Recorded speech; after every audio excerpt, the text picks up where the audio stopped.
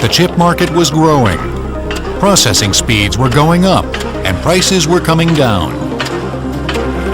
A revolution was at hand, and the charge wouldn't be led by a large corporation, but by a group of hobbyists and free-thinking engineers.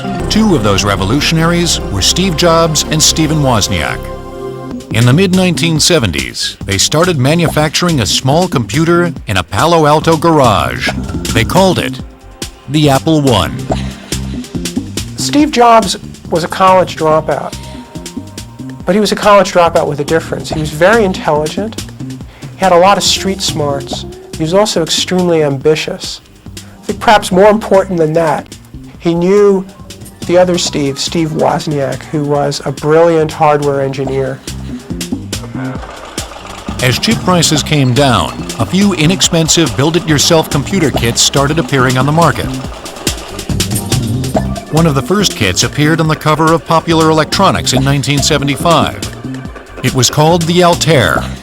The Altair was touted as the world's first mini-computer kit to rival commercial models.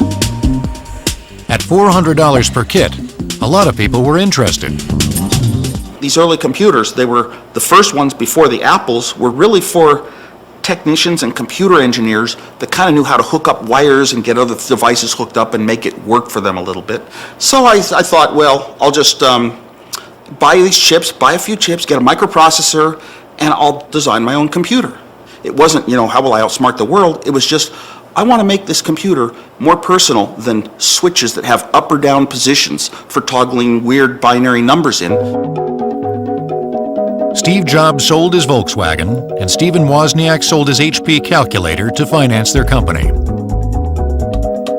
In 1977, they introduced the Apple II, an attractive self-contained computer and keyboard.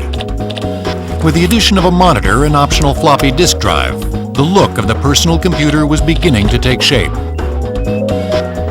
The Apple II came standard with 4 kilobytes of memory.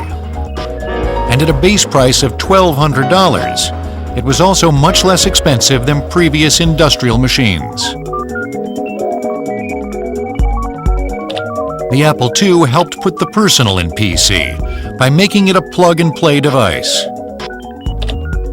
A buyer didn't have to spend time meticulously soldering parts together. The person could immediately start programming the computer or buy software developed by burgeoning software companies.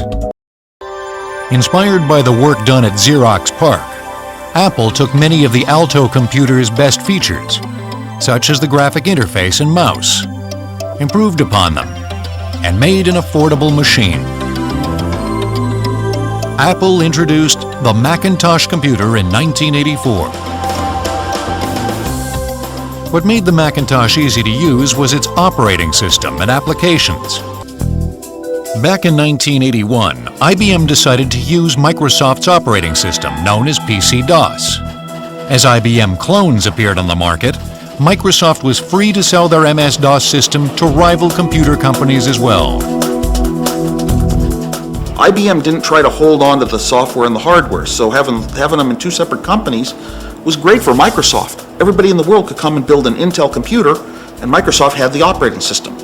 So what happened was, you walk into a computer store back in those days and you would see brand after brand after brand after brand of all these compatible computers. And then you'd see a Macintosh. Imitation is the sincerest form of flattery, but Apple didn't feel flattered when Microsoft introduced their Windows platform for the PC. Windows imitated, some say stole, the graphic interface, pull-down menus and all that Apple had popularized.